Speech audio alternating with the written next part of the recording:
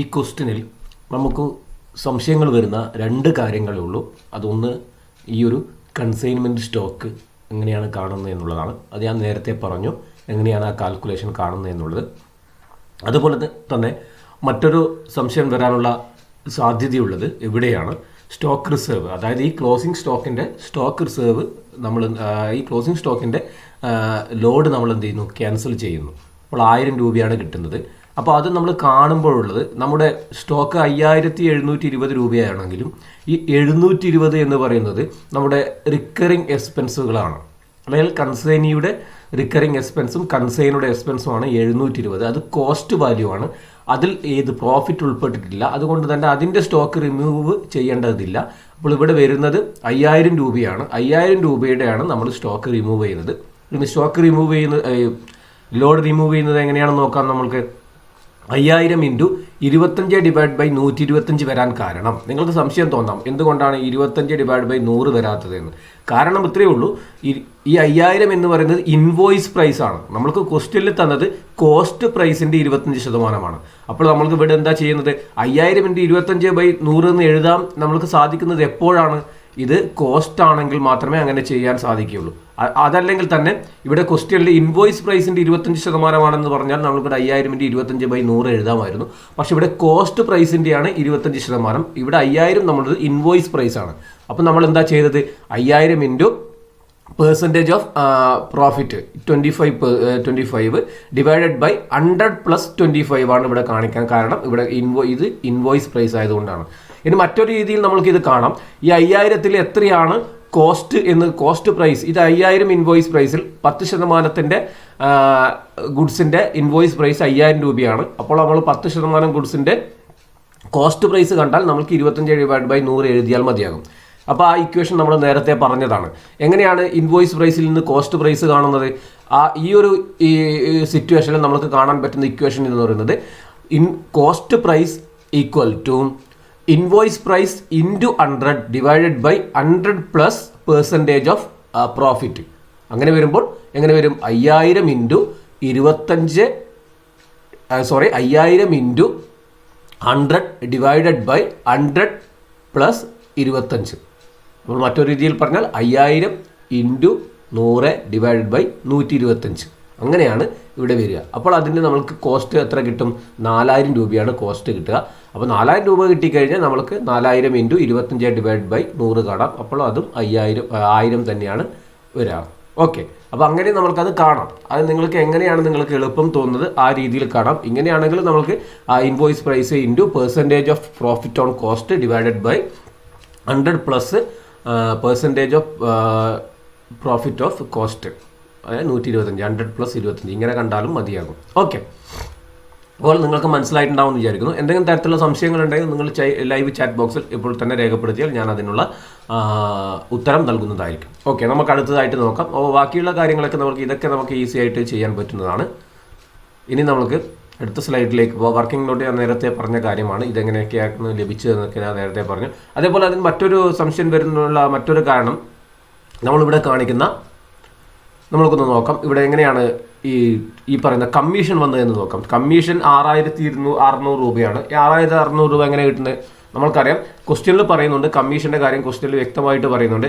6% normal കമ്മീഷനും 4% ഡെൽക്രെഡർ കമ്മീഷനും. Okay, അപ്പോൾ 6 4 10% കമ്മീഷൻ വരുന്നത്. ഏതിൻ്റെ 10%? ഈ എത്രയാണ് സെയിൽസ് നടത്തുന്നത്, 66000 രൂപ.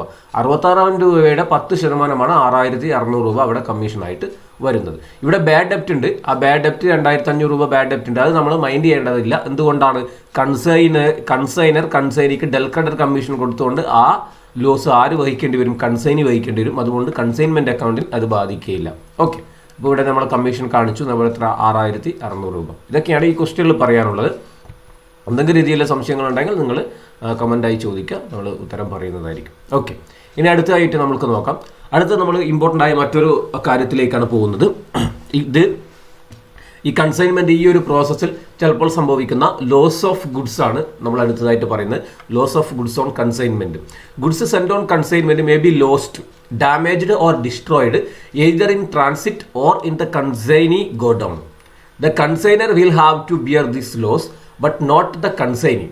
Such loss may be normal loss or abnormal loss. അപ്പോൾ കൺസൈൻമെന്റ് എന്ന് പറയുന്ന പ്രോസസ്സ് തന്നെ ഗുഡ്സ് കൺസൈനിക്ക് സെൻഡ് ചെയ്യുന്ന ഒരു പ്രോസസ്സാണ്. അപ്പോൾ അങ്ങനെ സെൻഡ് ചെയ്യുന്ന സമയത്ത് ചിലപ്പോൾ അവിടെ ലോസ്റ്റ് സംഭവിക്കാം, ചിലപ്പോൾ ഡാമേജ് സംഭവിക്കാം, ചിലപ്പോൾ ഡിസ്ട്രോയിഡ് ആവാം. അത് ചിലപ്പോൾ ആ ഒരു ഗുഡ്സ് ട്രാൻസ്ഫർ ചെയ്യുന്ന ആ സമയത്തായിരിക്കാം, അതായത് ട്രാൻസിറ്റ് എന്ന് പറഞ്ഞാൽ ഗുഡ്സ് മൂവ് ചെയ്യുന്ന ആ സമയത്തായിരിക്കാം, അല്ലെങ്കിൽ കൺസൈനിയുടെ ഗോഡൗൺ ഈ പറയുന്ന സംഭവങ്ങളൊക്കെ സംഭവിക്കാം. അത് എന്ത് തന്നെ ഇതിൻ്റെ മുകളിൽ ലോസ് സംഭവിച്ചാലും അല്ലെങ്കിൽ ഡാമേജ് സംഭവിച്ചാലും ഡിസ്ട്രോയിഡ് നടന്നാലും ഇതിൻ്റെയൊക്കെ ലോസ് വഹിക്കേണ്ടത് ആരാണ്? നമ്മൾ നേരത്തെ പറഞ്ഞു കൺസൈനറാണ് എല്ലാ ലോസും വഹിക്കുന്നത്. കാരണം കൺസൈനർക്കാണ് എല്ലാ പ്രോഫിറ്റും കിട്ടുന്നത്. അതുകൊണ്ട് തന്നെ കൺസൈനറാണ് ഈ ലോസൊക്കെ വഹിക്കുന്നത്. അപ്പോൾ അത്തരത്തിലുള്ള ലോസുകളെ രണ്ടായിട്ട് നമുക്ക് തരംതിരിക്കാം, normal loss and abnormal loss. Normal loss and abnormal loss. അപ്പോൾ ഈ ഒരു ടോപ്പിക്കിൽ ഇവിടെ കുറച്ച് കാൽക്കുലേഷനുകളുണ്ട്, അത് നിങ്ങൾ വ്യക്തമായ രീതിയിൽ മനസ്സിലാക്കി വെക്കുക. അപ്പോൾ നോർമൽ ലോസ്, അബ്നോർമൽ ലോസ് ആണ് രണ്ട് ലോസ്.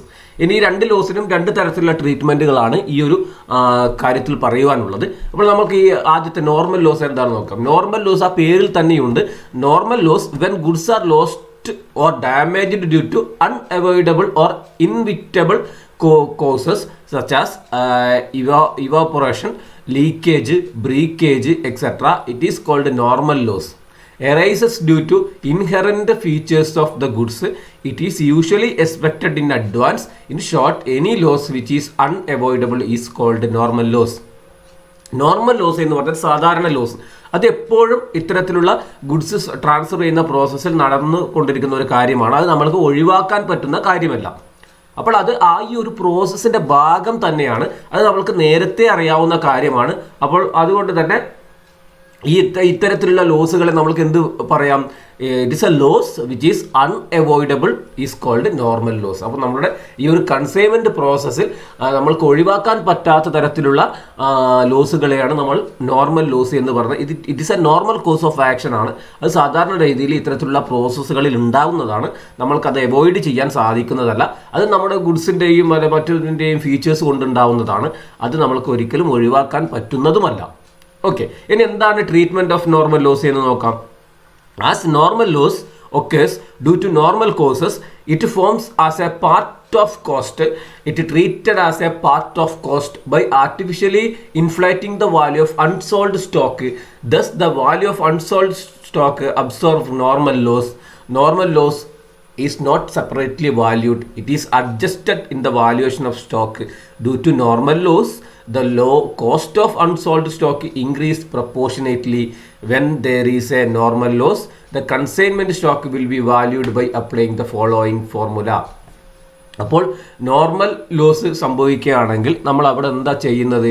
അത് നമ്മുടെ ഈ ഒരു കോസ്റ്റിൻ്റെ ഭാഗമാക്കിയിട്ട് അത് കോസ്റ്റായിട്ടാണ് നമ്മൾ കരുതുന്നത്. എന്തുകൊണ്ടാണ്? അത് നമുക്ക് അവോയ്ഡ് ചെയ്യാൻ പറ്റാത്ത ഒരു ലോസാണ്. അപ്പോൾ അത് കോസ്റ്റിൻ്റെ ഭാഗമായിട്ട് നമ്മൾ മാറ്റുകയാണ് ചെയ്യുന്നത്. അതുപോലെ തന്നെ മറ്റൊരു കാര്യം പറയുവാനുള്ളത്, ഇങ്ങനെ നോർമൽ ലോസ് സംഭവിക്കുമ്പോൾ നമ്മുടെ ഈ അൺസോൾഡ് സ്റ്റോക്ക്, അതായത് ക്ലോസിംഗ് സ്റ്റോക്കിൽ ഉണ്ടാകുന്ന വാല്യൂവിൽ അതിൻ്റെ കോസ്റ്റിൽ പ്രൊപ്പോർഷനായിട്ട് അത് ഇൻക്രീസ് ചെയ്യുന്നു. മനസ്സിലായല്ലോ? പ്രൊപ്പോർഷനായിട്ട് ഇൻക്രീസ് ചെയ്യുന്നു. ഫോർ എക്സാമ്പിൾ, നമ്മൾ 100 യൂണിറ്റ് ആണ് സെൻഡ് ചെയ്യുന്നതെന്ന് വിചാരിക്കുക.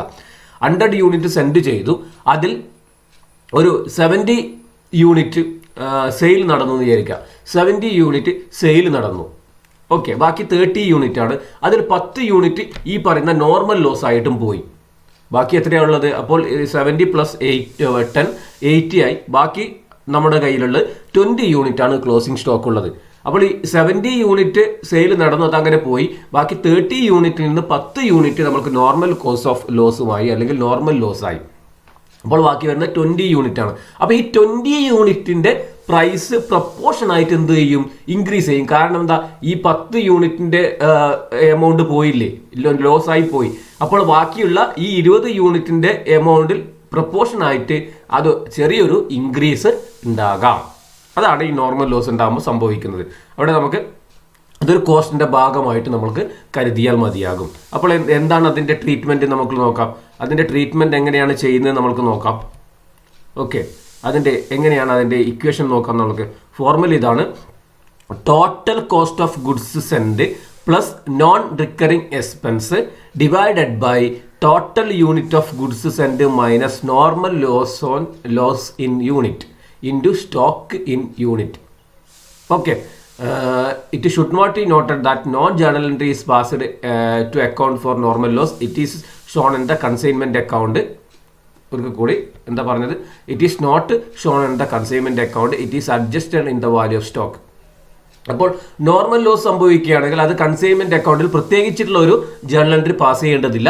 ഇത് കൺസൈൻമെന്റ് അക്കൗണ്ടിൽ കാണിക്കുന്ന ഐറ്റം അല്ല, കാണിക്കില്ല. ഇത് നമ്മൾ ഏതിൽ നിന്ന് അഡ്ജസ്റ്റ് ചെയ്യും? ഈ വാല്യൂ ഓഫ് സ്റ്റോക്കിൽ നിന്ന് നമ്മൾ അത് അഡ്ജസ്റ്റ് ചെയ്യും. ഞാൻ പറഞ്ഞു ക്ലോസിംഗ് സ്റ്റോക്കിന്റെ വാല്യൂ ഒരു പ്രൊപ്പോർഷൻ ആയിട്ട് ഇൻക്രീസ് ചെയ്യും. മനസ്സിലാവുന്നുണ്ടല്ലോ? അപ്പോൾ 70 യൂണിറ്റ് വിറ്റു, ബാക്കി 30 യൂണിറ്റും അതിന്റെ കോസ്റ്റുമാണ് അവിടെ ഉള്ളത്.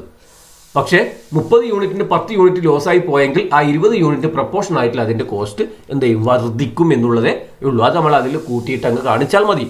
അപ്പോൾ നോർമൽ ലോസ് സംഭവിക്കുമ്പോൾ നമ്മൾ പ്രത്യേകിച്ച് ജേർണൽ എൻട്രി എഴുതുകയോ കൺസൈൻമെന്റിൽ പ്രത്യേകമായിട്ട് കാണിക്കേണ്ട ആവശ്യകതയില്ല. നമുക്ക് നമ്മുടെ വാല്യൂ ഓഫ് സ്റ്റോക്കിൽ അതിന്റെ ഇഫക്റ്റ് വരുത്തിയാൽ മാത്രം മതിയാകും. ഇനി നമുക്ക് നോക്കാം ഇതിന്റെ ഇക്വേഷൻ എന്താണെന്ന്. ഇപ്പം ഞാൻ നേരത്തെ പറഞ്ഞ ഇക്വേഷൻ നോക്കാം നമുക്ക്. അപ്പോൾ ഫോർമുല എങ്ങനെയാണ്? Total cost of the goods send. ഇപ്പൊ ഞാൻ നേരത്തെ പറഞ്ഞു 100 യൂണിറ്റ് ആണ് സെൻഡ് ചെയ്തത്, ഇവിടെ 100 plus non recurring expense. Non recurring expense ഏതൊക്കെയാണ് അത് നമ്മൾക്ക് ഇവിടെ ആഡ് ചെയ്യാം. കൺസൈനറുടെ അതുപോലെ തന്നെ കൺസൈനിയുടെ പ്ലസ് അതിന്റെ കൂടെ ആഡ് ചെയ്യാം. അപ്പോൾ total cost of goods send plus non recurring expense add ചെയ്യാം, divided by total unit of goods send. എത്ര യൂണിറ്റ് ആണ് ഗുഡ്സ് സെൻഡ് ചെയ്തത്? നേരത്തെ പറഞ്ഞ അതേ കാര്യം തന്നെയാണ്. അപ്പോൾ ഇവിടെ 100 ആണെങ്കിൽ 100 എന്ന് വരും. Minus normal loss of unit. എത്രയാണ് നോർമൽ ലോസ് പ്രകാരം യൂണിറ്റ് നഷ്ടം? നേരത്തെ ഞാൻ 10 യൂണിറ്റ് എന്ന് പറഞ്ഞു, അപ്പോൾ ഇവിടെ 100 മൈനസ് 10 വരും. അതുപോലെ തന്നെ ഇൻറ്റു സ്റ്റോക്ക് ഇൻ യൂണിറ്റ്. അവസാനം ക്ലോസിംഗ് സ്റ്റോക്ക് ആയിട്ട് എത്ര യൂണിറ്റ് ഉള്ളത്? നമ്മൾ 20 പറഞ്ഞു നേരത്തെ കേസ്. അപ്പോൾ ഇവിടെ എന്ത് വരും? 20 വരും. അപ്പോൾ ഈ ഇക്വേഷൻ എങ്ങനെയായിട്ട് വരും? 100 പ്ലസ് നോൺ റിക്കറിംഗ് എക്സ്പെൻസ് എത്രയാണ്? അത് divided by 100 minus 10 unit loss ആയിട്ട് പോയത് ഇൻറ്റു 20 ഇങ്ങനെയാണ് വരിക. അപ്പോൾ അതിൻ്റെ വാല്യൂ നമുക്ക് അവിടെ നിന്ന് കണ്ടുപിടിക്കാൻ സാധിക്കുന്നതായിരിക്കും. ഓക്കെ, അപ്പോൾ നമുക്ക് അതിൻ്റെ ഒരു എക്സാമ്പിൾ ചെയ്യുമ്പോൾ ക്ലിയർ ആവും. നമുക്കൊരു എക്സാമ്പിൾ നോക്കാം. Mister A consigned to B 100 kg of flour costing 3,300. He spent 88 as forwarding charges. 12% of the consignment was lost in weighing and handling. 820 kgs of flour were sold. Is selling expense being 330 and a commission at 5% on sales. Show the value of stock. ഇതിലാണ് നമ്മൾ സ്റ്റോക്കിന്റെ value കാണാൻ വേണ്ടി പറയുന്നത്. Closing stock ആണ് കാണാൻ പറയുന്നത്. നമുക്ക് എങ്ങനെയാണെന്ന് നോക്കാം. എന്താ പറഞ്ഞത്? 1000 കിലോ ആണ് അയച്ചത്. അതിൽ നിന്ന് 820 കിലോ നമ്മൾക്ക് ഇദ്ദേഹത്തിന് ബിക്ക് വിൽക്കുവാൻ സാധിച്ചിട്ടുണ്ട്. അതുപോലെ തന്നെ പിന്നെ അതിൽ സെല്ലിംഗ് എക്സ്പെൻസ് 330, കമ്മീഷൻ 5%. ഇതൊക്കെ നമുക്ക് തന്ന കാര്യങ്ങളാണ് വെറുതെ. ഈ സ്പെൻഡ് 88 ഫോർവേഡിംഗ് ചാർജസ് ആണ്. ഫോർവേഡിംഗ് ചാർജസ് അപ്പോൾ നമ്മൾ നോൺ റിക്കറിംഗ് എക്സ്പെൻസ് ആണ്. അതുപോലെ തന്നെ 12% ഓഫ് ദ കൺസ്യൂമന്റ് വാസ് ലോസ്റ്റ്. അപ്പോൾ ഈ 100 kg നിന്ന് 12% എന്തായിട്ട് പോകും? ലോസ് ആയിട്ട് പോകും. നമുക്ക് നോക്കാം എങ്ങനെയാണ് ഇതിൻ്റെ കാര്യങ്ങൾ വരുന്നതെന്ന്. നമുക്ക് നോക്കാം. നമുക്ക് ക്ലോസിംഗ് സ്റ്റോക്കാണ് കാണാൻ പോകുന്നത്. ക്ലോസിംഗ് സ്റ്റോക്ക് കണ്ടാൽ മാത്രമേ നമുക്ക് ഈ പറയുന്ന ക്ലോസിംഗ് സ്റ്റോക്കിന്റെ യൂണിറ്റ് കണ്ടാലേ നമുക്ക് ഈ ഇക്വേഷൻ അപ്ലൈ ചെയ്യാൻ പറ്റും. എന്തുകൊണ്ടാണ് ഇവിടെ സ്റ്റോക്ക് ഇൻ യൂണിറ്റ് എന്ന് പറയുന്ന ഒരു ഐറ്റം ഇവിടെയുണ്ട്, അതുകൊണ്ട്. അപ്പോൾ നമുക്ക് നോക്കാം. Quantity of closing stock. Quantity consigned 1000 unit ആണ് കൺസൈൻ ചെയ്തത്. നോർമൽ ലോസ് ഇതിന്റെ 12% 120 ആണ്. അപ്പോൾ എത്രയാ? 850 യൂണിറ്റ് 850 കിലോ ആണ് അവിടെ വേണ്ടത് സാധാരണ രീതിയിൽ. നോർമൽ ലോസ് കുറച്ചതിന് ശേഷമുള്ളത്. ലെസ് സോൾഡ് 820 യൂണിറ്റ് ആണ്, 820 കിലോ ആണ് വിറ്റത്. അപ്പോൾ ക്ലോസിംഗ് സ്റ്റോക്ക് എത്രയാ? 60. മനസ്സിലായോ? 1120 പോയി 850 ആയി. അതിൽ നിന്ന് 820 വിറ്റു. അപ്പോൾ ബാക്കി 60 യൂണിറ്റ് ആണ് ഇനി അവിടെ ബാക്കിയുള്ള ക്ലോസിംഗ് സ്റ്റോക്കിന്റെ യൂണിറ്റ് എന്ന് പറയുന്നത്. ഇനി ഈ യൂണിറ്റിന്റെ വാല്യൂ എങ്ങനെ കാണും? നമ്മൾക്ക് വാല്യൂ ഓഫ് ക്ലോസിംഗ് സ്റ്റോക്ക് എന്തുകൊണ്ടാണ് ഇത് പ്രപ്പോർഷൻ ആയിട്ട് ഇൻക്രീസ് ചെയ്യും? എന്തുകൊണ്ടാണ്? ഇവിടെ 120 യൂണിറ്റ് ലോസ് ആയിട്ട് പോയിന്. അപ്പോൾ ഇതിന്റെ വാല്യൂ പ്രപ്പോർഷൻ ആയിട്ട് ഇൻക്രീസ് ചെയ്യും. അതെങ്ങനെയാണെന്ന് നമുക്ക് നോക്കാം. Value of closing stock is equal to നമ്മൾ നേരത്തെ പറഞ്ഞ total cost of goods send plus non recurring expense divided by total goods send minus normal loss in unit into stocking unit. Closing സ്റ്റോക്കിന്റെ ഈ unit. Okay, നമുക്ക് നോക്കാം. 3300 രൂപയാണ് total cost of goods send. Total cost of goods സെൻഡിന്റെ total cost of goods sent 3300 രൂപയാണ്. Plus 3300 രൂപ നമുക്ക് നോക്കാം. അത് 3300 രൂപ ഇവിടെ ക്വസ്റ്റ്യനിലുണ്ട്. 3300 രൂപ. അപ്പോൾ ആ 3300 രൂപ എഴുതി. പ്ലസ് നോൺ റിക്കറിംഗ് എക്സ്പെൻസ് 88 രൂപ. നോൺ റിക്കറിംഗ് എക്സ്പെൻസ് 88 രൂപ എങ്ങനെയാണ് കിട്ടിയത്? നോൺ റിക്കറിംഗ് എക്സ്പെൻസ് ഏതാണ് 88? ഈ spend as 58 as forwarding charges. ഈ 88 രൂപയാണ് നോൺ റിക്കറിങ് എക്സ്പെൻസ് ആയിട്ട് വന്നിട്ടുള്ളത്. ബാക്കിയൊന്നും ഇതൊന്നും നമുക്ക് നോൺ റിക്കറിങ് എക്സ്പെൻസ് അല്ല. അപ്പോൾ 88 രൂപ ഇവിടെ ആഡ് ചെയ്തു. Divided by total goods send. Total goods send എത്ര? ഇവിടെ 1000 kg ആണ് സെൻഡ് ചെയ്തത്, minus normal loss 120. Okay, into ഈ പറഞ്ഞ സ്റ്റോക്കിംഗ് യൂണിറ്റ് എന്ന് പറയുന്നത് ഈ 60 രൂപ, 60 kg. അപ്പോൾ എത്ര വന്നു? 3388 ഡിവൈഡ് ബൈ 880 ഇൻറ്റു 60. അപ്പോൾ 231 രൂപയാണ് ക്ലോസിംഗ് സ്റ്റോക്കിന്റെ വാല്യൂ എന്ന് പറയുന്നത്. ഇങ്ങനെയാണ് നോർമൽ ലോസ് ഉണ്ടായെങ്കിൽ നമ്മൾ കാണുക. അപ്പോൾ ശ്രദ്ധിക്കേണ്ടത് ഈ ഇക്വേഷൻ ആണ്. Total cost of goods send plus non recurring expense divided by total goods send minus normal loss in unit into stocking unit.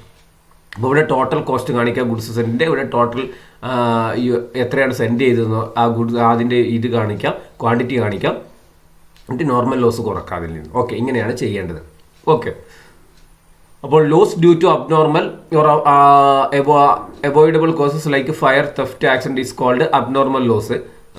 It is called accidental loss. Okay, അപ്പോൾ ഇതിൻ്റെ ഭാഗമല്ല, അത് നിങ്ങൾക്ക് ഇവിടെ വന്നേ ഉള്ളൂ. ഓക്കെ, അപ്പോൾ ഇത്രയാണ് കാണാനുള്ളത്. ഇത് നോർമൽ ലോസ് ആണ്. അപ്പോൾ നോർമൽ ലോസ് ആണെങ്കിൽ നമ്മുടെ ക്ലോസിംഗ് സ്റ്റോക്കിന്റെ വാല്യൂ കുറച്ച് പ്രൊപ്പോർഷനായിട്ട് ഇൻക്രീസ് ചെയ്യും. കാരണം നമുക്ക് കുറച്ച് യൂണിറ്റ് ലോസ് ആയതുകൊണ്ട് തന്നെ അതിന്റെ കൂടി കുറച്ച് ഭാഗം ഇതിനെ ബാധിക്കാറുണ്ട്. അപ്പോൾ ഇത്രയും അതിൽ ശ്രദ്ധിക്കാനുള്ളൂ. പക്ഷേ അത് ഒന്നും കൺസൈൻമെന്റ് അക്കൗണ്ടിൽ പ്രത്യേകിച്ചിട്ട് നമ്മളുടെ ജേർണൽ എൻട്രിയോ അങ്ങനെയൊന്നും പാസ് ചെയ്യേണ്ട. നമ്മുടെ ക്ലോസിംഗ് സ്റ്റോക്കിന്റെ വാല്യൂവിൽ അത് അഡ്ജസ്റ്റ് ആയിട്ട് അങ്ങ് പോയിക്കോളും. ഓക്കെ, നോർമൽ ലോസ് ആണെങ്കിൽ. ഇനി അടുത്ത കേസ് പറയുന്നത് അബ്നോർമൽ ലോസ് ആണെങ്കിൽ എന്താണ് ചെയ്യുന്നത് എന്നുള്ളത്. അബ്നോർമൽ ലോസ് ആകുമ്പോൾ നമ്മൾ കുറച്ച് കാര്യങ്ങൾ കൂടി ചെയ്യാനുണ്ട്. അപ്പോൾ അതെന്താണെന്ന് നോക്കാം. Abnormal loss due to abnormal or avoidable causes like fire, theft, accident, etc. It is called abnormal loss. It is also called accidental loss. Abnormal loss is avoidable to a large extent.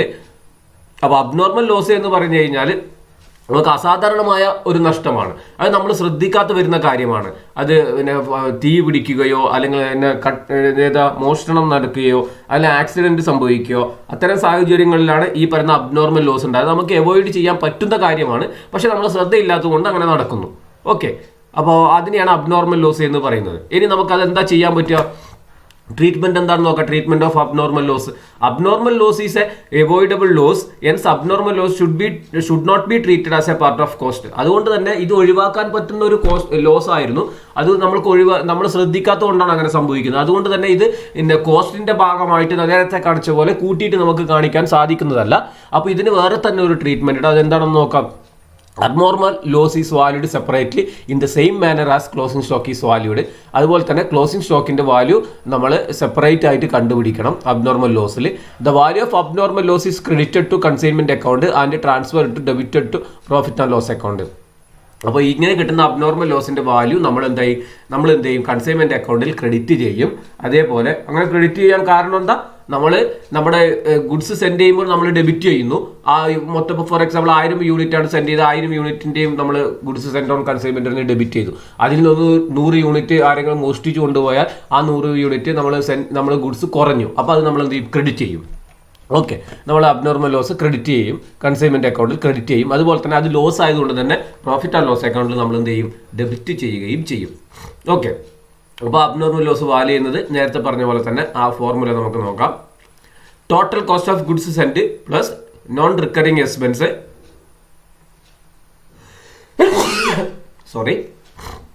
Total cost of goods send plus non recurring expense divided by total unit of goods sent into abnormal loss in unit. അപ്പോൾ എന്താ equation പറഞ്ഞത്? നേരത്തെ അതേപോലെ തന്നെ equation ചെറിയൊരു മാറ്റം ഉണ്ടെന്നേ ഉള്ളൂ. Total cost of goods sent എത്രയാണ്? Total cost plus non recurring expense divided by total unit of goods sent. Unit എത്രയാണ് സെൻഡ് ചെയ്തത്? ഇനി അതുപോലെ തന്നെ into abnormal loss in unit. Abnormal loss എത്രയാണ്? അത് ഇൻറ്റു ചെയ്യുന്നു. ഓക്കെ, നമുക്ക് നോക്കാം. ഇനി അബ്നോർമൽ ലോസ് ഇൻ യൂണിറ്റ് എങ്ങനെയാണെന്ന് നോക്കാം. വാല്യൂ ഓഫ് അബ്നോർമൽ ലോസ് നമുക്ക് കണ്ടുപിടിക്കണം അതിന് വേണ്ടിയിട്ട്. അപ്പോൾ നമുക്ക് ഇവിടെ നോക്കാം. കോസ്റ്റ് ഓഫ് അബ്നോർമൽ ലോസും that is unit into cost per unit. Unit എത്രയാണ്? അതിൻ്റെ ഓരോ യൂണിറ്റിൻ്റെ എമൗണ്ട് അതിൻ്റെ കൂടി ഇൻറ്റു ചെയ്തിട്ട് കിട്ടുന്നതാണ് കോസ്റ്റ് ഓഫ് അബ്നോർമൽ ലോസ് എന്ന് പറയുന്നത്. അതായത് ഇപ്പോൾ 10 യൂണിറ്റ് ആണ് നഷ്ടപ്പെട്ടത്, 10 യൂണിറ്റ് ആണ് മോഷണം നടന്നതെങ്കിൽ ഒരു യൂണിറ്റിന് 100 രൂപയാണെങ്കിൽ നമ്മൾ ഇവിടെ 10 × 100 എത്രയായി? 1000 രൂപയാണ് ഇവിടെ വരിക. Cost of abnormal loss. അതെങ്ങനെയാണ് നോക്കാം നമുക്ക്. അതിൻ്റെ വാല്യൂ നോക്കാം നമുക്ക്. കോസ്റ്റ് ഓഫ് അബ്നോർമൽ ലോസ് ഇവിടെ എഴുതാം. പിന്നെ proportionate non recurring expense paid by the consignor and those paid by the consignee up to the point of loss. ഇനി ഈ അബ്നോർമൽ ലോസ് സംഭവിക്കുന്നത് വരെ കൺസൈനറും കൺസൈനിയും കൊടുത്ത എക്സ്പെൻസ്, കൺസൈനറുടെ എല്ലാ എക്സ്പെൻസും നോൺ റിക്കറിംഗ് എക്സ്പെൻസ് പ്രൊപ്പോർഷനായിട്ട് ആഡ് ചെയ്യണം. അതുപോലെ തന്നെ കൺസൈനി കൊടുത്ത നോൺ റിക്കറിംഗ് എക്സ്പെൻസും പ്രൊപ്പോർഷനായിട്ട് ആഡ് ചെയ്യണം. ഇവർ 1000 യൂണിറ്റിന്റെ നോൺ റിക്കറിംഗ് എക്സ്പെൻസ് ഉണ്ട്, അത് മൊത്തം ആഡ് ചെയ്യേണ്ടത്. അതിന്റെ പ്രൊപ്പോർഷനായിട്ട് നേരത്തെ ചെയ്ത പോലെയല്ല, അതിന്റെ പ്രൊപ്പോർഷൻ മാത്രം ഇവിടെ ആഡ് ചെയ്താൽ മതി. എന്തുകൊണ്ടാണ്? നേരത്തെ നമ്മൾ കോസ്റ്റിന്റെ ഭാഗമായിട്ട് അങ്ങ് കാണിച്ചു, പക്ഷെ ഇവിടെ അങ്ങനെ കാണിക്കുന്നില്ല. നമ്മൾ ആ സെപ്പറേറ്റ് വാല്യൂ കണ്ടുകൊണ്ട് അത് നമ്മൾ എന്ത് ചെയ്യുന്നു, നമ്മൾ ക്രെഡിറ്റ് ചെയ്യുന്നു അല്ലെങ്കിൽ റൈറ്റ് ഓഫ് ചെയ്യുന്നു. ഓക്കെ, അപ്പം ഇങ്ങനെയാണ് കാണുക. അപ്പോൾ note value of abnormal loss should be always calculated at cost irrespective of whether the goods have been consigned at cost price or invoice price. ഇനി അബ്നോർമൽ ലോസിന്റെ വാല്യൂ നമ്മൾ കൺസിഡർ ചെയ്യുമ്പോൾ നമ്മൾ അവിടെ ഇൻവോയ്സ് പ്രൈസ് ആണോ കോസ്റ്റ് പ്രൈസ് ആണോ, ഏത് രീതിയിൽ ഇൻവോയ്സ് പ്രൈസിൽ സെൻഡ് ചെയ്താലും കോസ്റ്റ് പ്രൈസ് സെൻഡ് ചെയ്താലും നമ്മുടെ അവിടെ കോസ്റ്റ് പ്രൈസ് ആണ് കാണിക്കുക. കോസ്റ്റ് പ്രൈസിലാണ് ഈ വാല്യൂ സെൻഡ് ചെയ്യുന്നത്, വാല്യൂ കാണിക്കുക. അത് ഇൻവോയ്സ് പ്രൈസ് സെൻഡ് ചെയ്താലും കോസ്റ്റ് പ്രൈസിൽ തന്നെയാണ് നമ്മൾ കാണിക്കുക. അത് നിങ്ങൾ ക്വസ്റ്റ്യൻ ചെയ്യുമ്പോൾ കൂടുതലും മനസ്സിലാവും. നമുക്കൊരു എക്സാമ്പിൾ പിന്നെ നമുക്ക് ചെയ്യാം, അപ്പോൾ നിങ്ങൾക്ക് മനസ്സിലാവും. ഇനി ഇതിന്റെ ഇങ്ങനെ ചെയ്ത് ഇതിന്റെ വാല്യുവേഷൻ കഴിഞ്ഞ് കഴിഞ്ഞാൽ എന്തൊക്കെയാണ് ജേർണൽ എൻട്രി ചെയ്തേണ്ടത് നോക്കാം. ജേർണൽ എൻട്രി ചെയ്യണം. എന്തുകൊണ്ടാണ്? ഇത് നമ്മളെ ബാധിക്കുന്ന കാര്യമാണ്. നമ്മൾ ടോട്ടൽ കോസ്റ്റിന്റെ ഭാഗമായിട്ട് ഉൾപ്പെടുത്താൻ പറ്റുന്നില്ല. അപ്പം നമ്മൾ പറഞ്ഞു ഇത് കൺസൈൻമെന്റ് അക്കൗണ്ടിന്റെ ക്രെഡിറ്റ് സൈഡും അതുപോലെ പ്രോഫിറ്റ് ആൻഡ് ലോസ് അക്കൗണ്ടിന്റെ ഡെബിറ്റ് സൈഡിലും കാണിക്കണം. അപ്പോൾ അങ്ങനെ കാണിക്കണമെങ്കിൽ ഒരു ജേർണൽ എൻട്രി വേണം. നോക്കാം. അപ്പോൾ ജേർണൽ എൻട്രി വരുന്നത് 3 സാഹചര്യങ്ങളുണ്ട്. അത് നമുക്ക് നോക്കാം. At the time of valuation of abnormal loss, care should be taken for see that only those non-recurring expenses which are spent up to the point of loss should be taken. Any non-recurring expense spent after abnormal loss should be ignored. After ascertaining the value of abnormal loss, the following entries pass the account of abnormal loss. അപ്പോൾ abnormal loss സംഭവിക്കുമ്പോൾ നമ്മൾ ഒരു non recurring expense കാണിക്കുന്നത് proportionate. അത് കാണിക്കുമ്പോൾ നമ്മൾ പ്രത്യേകം ശ്രദ്ധിക്കേണ്ടത് നോൺ റിക്കറിംഗ് എക്സ്പെൻസ് ഏതുവരെയുള്ളത് കാണിച്ചാൽ മതി. ആ സാധനം അല്ലെങ്കിൽ ആ സംഭവം എവിടെയാണ് അബ്നോർമൽ ലോസ് സംഭവിക്കുന്നത് ആ പോയിന്റ് വരെയുള്ള നോൺ റിക്കറിംഗ് എക്സ്പെൻസ് പ്രൊപ്പോർഷനായിട്ട് കാണിച്ചാൽ മതി. ഇനി അബ്നോർമൽ ലോസ് സംഭവിച്ചു, അതായത് മോഷണം സംഭവിച്ചു അല്ലെങ്കിൽ തീപിടുത്തം സംഭവിച്ചു, നഷ്ടപ്പെട്ടു കഴിഞ്ഞു, അതിനുശേഷം എന്തെങ്കിലും ഒരു നോൺ റിക്കറിംഗ് എക്സ്പെൻസ് വന്നാൽ അത് ഇതിന്റെ ഭാഗമാക്കി മാറ്റുവാൻ നമുക്ക് സാധിക്കുന്നതല്ല എന്നാണ് ഇവിടെ കൃത്യമായിട്ട് പറയുന്നത്. ഇനി എന്തൊക്കെയാണ് ഇതിൽ ജേർണൽ എൻട്രി എന്ന് നോക്കാം.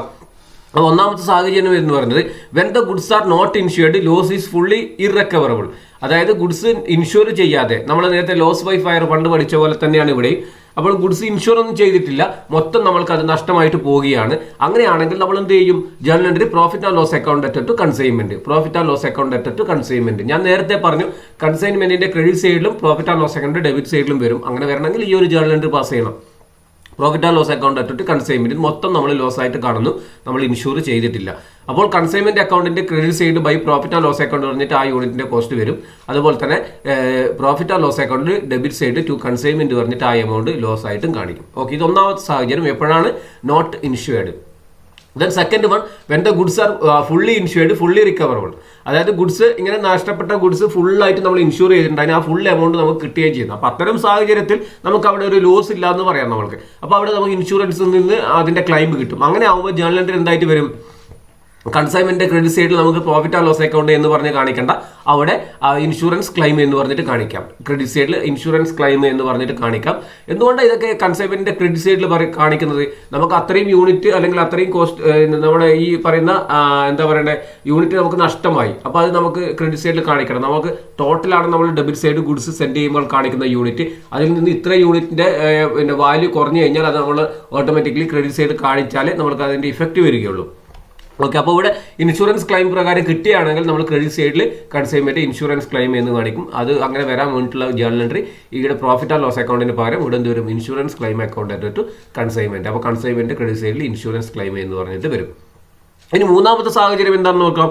When the loss is partly recoverable value of loss is more than the claim admitted insurance admitted.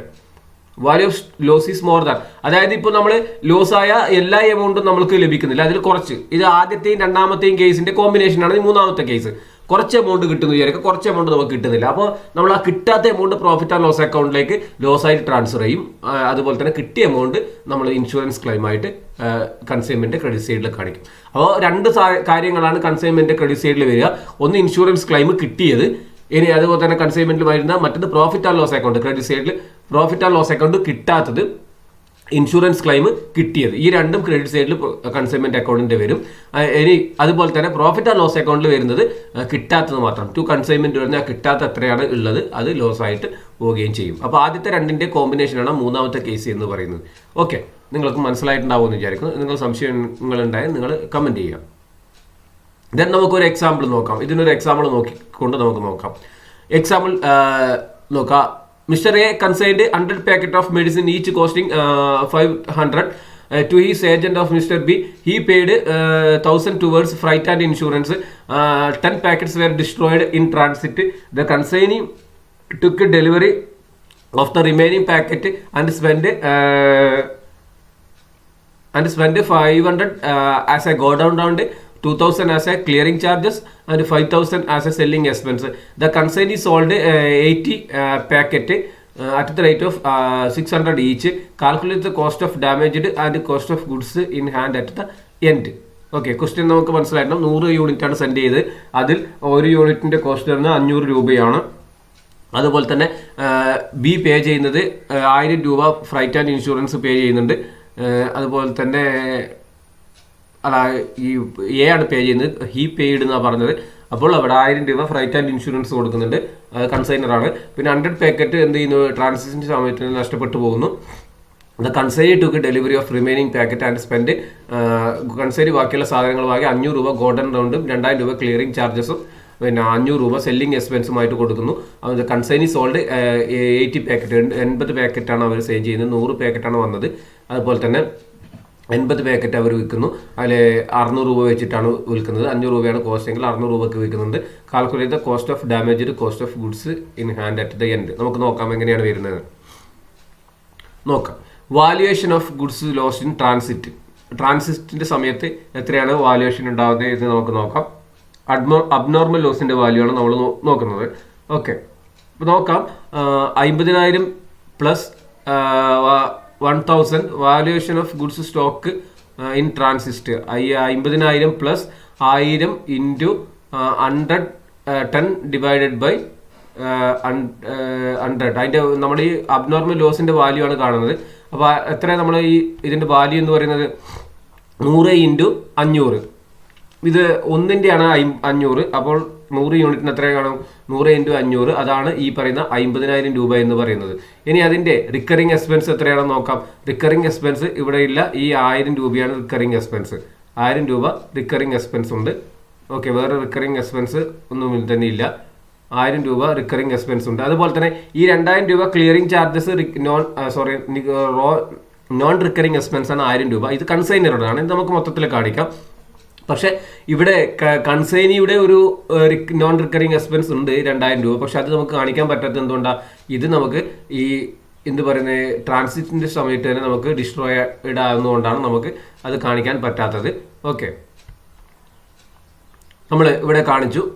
അപ്പോൾ 50,000 പ്ലസ് 1000 ഇൻറ്റു 10% നമ്മൾ ഗുഡ്സ് എന്ത് ചെയ്യുന്നത് നമുക്ക് നോക്കാം. നമുക്ക് 10% 10 പാക്കറ്റാണ് പോകുന്നത്. നോക്കാം. നമുക്ക് 100 പാക്കറ്റാണ് അയച്ചത്. അതിൽ എന്ത് പറഞ്ഞു, 100 പാക്കറ്റ് അയച്ചു. അതിൽ നിന്ന് നമുക്ക് 10 പാക്കറ്റാണ് നമുക്ക് ഡിസ്ട്രോയിഡ് ആകുന്നത്. 10 ഡിവൈഡഡ് ബൈ 100. അപ്പോൾ നമുക്ക് എത്ര, 5100 രൂപയാണ് ആ അബ്നോർമൽ ലോസിന്റെ വാല്യൂ എന്ന് പറയുന്നത്. അബ്നോർമൽ ലോസിന്റെ വാല്യൂ എന്ന് പറയുന്നത്, ലോസ്റ്റായ അബ്നോർമൽ ലോസിന്റെ വാല്യൂ 5100 രൂപയാണ്. അതുപോലെ തന്നെ നമുക്ക് മറ്റൊരു രീതിയിൽ കണ്ടു നോക്കാം. കോസ്റ്റ് ഓഫ് 10 പാക്കറ്റ് അറ്റ് 500 എത്ര വരുന്നു, 5000 രൂപ. Add proportionate non recurring expense.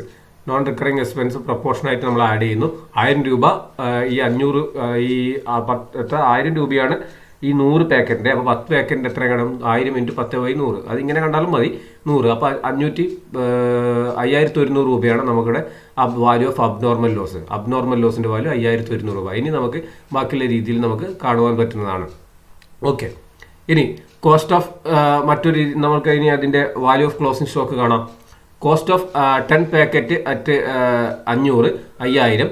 Add proportionate non recurring expense paid by the consignor 100 packet 1000 into 10/100, അതായത് 100 രൂപ.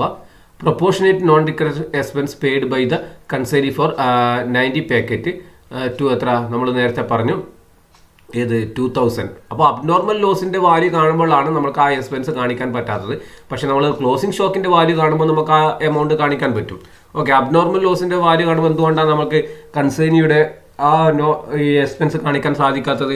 അത് ഈ ലോസ് ആവുന്നതിന് മുമ്പായിട്ട് തന്നെ, ലോസ് ആവുന്നതിന് ശേഷമാണ് നടക്കുന്നത്. അതുകൊണ്ടാണ് അത് കാണിക്കാൻ പറ്റുന്നത്. പക്ഷെ ക്ലോസിംഗ് സ്റ്റോക്കിന്റെ വാല്യൂ കണ്ടുപിടിക്കുമ്പോൾ നമുക്ക് അത് കാണിക്കാൻ പറ്റും. ഓക്കെ, അപ്പോൾ നമുക്ക് കോസ്റ്റ് ഓഫ് ക്ലോസിംഗ് സ്റ്റോക്ക് എത്രയുണ്ടാകുന്ന കോസ്റ്റ് ഈ പറയുന്ന 10 തന്നെയാണ്. എന്താ 100 പ്രോഡക്റ്റിന്റെ 100 യൂണിറ്റിൽ നിന്ന് 80 യൂണിറ്റ് വിറ്റു, 10 യൂണിറ്റ് അബ്നോർമൽ ലോസ് ആയപ്പോൾ 90 ആയി. ബാക്കി 10 യൂണിറ്റ് ആണ് ക്ലോസിംഗ് സ്റ്റോക്ക് ഉണ്ട്. അതിന്റെ വാല്യൂ നമുക്ക് കാണാൻ പോവുകയാണ്. വാല്യൂഷൻ സ്റ്റോക്കാണ് പറയുന്നത്. അപ്പോൾ 10 യൂണിറ്റിന്റെ 5000 രൂപയാണ് കോസ്റ്റ്. അതിൽ നിന്ന് പ്രൊപ്പോർഷനേറ്റ് കൺസൈനർ കൊടുത്ത എമൗണ്ട് 100 രൂപയാണ്. കൺസൈനി കൊടുത്ത നോൺ റിക്കറിംഗ് എക്സ്പെൻസ് 2000 രൂപയുണ്ട്. ഇൻറ്റു 10/90 ആണ്. എന്തുകൊണ്ടാണ് 90 യൂണിറ്റേ ഉള്ളതുകൊണ്ട് 100 കാണിക്കാൻ പാടില്ല. എന്തുകൊണ്ടാണ് 10 യൂണിറ്റ് നമുക്ക് എന്തായി പോയി, ലോസ് ആയി പോയി. അപ്പം 222. അങ്ങനെ 5322 രൂപയാണ് നമുക്ക് വാല്യൂ ഓഫ് ക്ലോസിംഗ് സ്റ്റോക്ക് വരുന്നത്. അത് മറ്റൊരു രീതിയിൽ കണ്ടു കഴിഞ്ഞാൽ. അപ്പോൾ ഇത് മനസ്സിലായിട്ടുണ്ടാവുന്ന ഞാൻ ഒരിക്കൽ കൂടി പറയാം. നമ്മൾ ആദ്യം കാണുന്നത് അബ്നോർമൽ ലോസിന്റെ വാല്യൂ ആണ്. അബ്നോർമൽ ലോസിന്റെ വാല്യൂ ആണ് നമ്മൾ ആദ്യമായിട്ട് കാണുന്നത്. അത് എങ്ങനെയാണ് കണ്ടത്? 10 യൂണിറ്റ് ആണ് അബ്നോർമൽ ലോസ്. അതുപോലെ തന്നെ 10 യൂണിറ്റ് ആണ് ബാക്കിയുള്ളത്. അത് ഏതാണ്? Closing stock. അതാണ് ഇങ്ങനെ കാണുന്നത്. അപ്പോൾ ഇവിടെ ഇത് കണ്ട രീതി മനസ്സിലായിട്ടുണ്ടാവും. ഇവിടെ 100 രൂപ വരുന്നത് കൺസൈനർ കൊടുത്ത നോൺ റിക്കറിംഗ് എക്സ്പെൻസ് ആണ്. കൺസൈനിയുടെ പേരില്ല. കാരണം അവർക്ക് എത്തുന്നതിന് മുമ്പേ അത് ആ ഗുഡ്സ് എന്തായിട്ട് പോയി, ട്രാൻസിറ്റിൽ തന്നെ അത് എന്തോ രീതിയിൽ ആരെങ്കിലും മോഷ്ടിക്കുകയോ മറ്റേതെങ്കിലും രീതിയിൽ ശ്രദ്ധയില്ലാത്ത കാരണം പോയതാണ്. അപ്പോൾ അത് അബ്നോർമൽ ലോസ് ആണ്. അപ്പോൾ അതിൻ്റെ വാല്യൂ 5100 ഇനി അതിൽ നിന്ന് നമുക്ക് ക്ലോസിംഗ് സ്റ്റോക്കിൻ്റെ വാല്യൂ മറ്റൊരു രീതിയിൽ കാണുന്നത് എങ്ങനെയാണ്?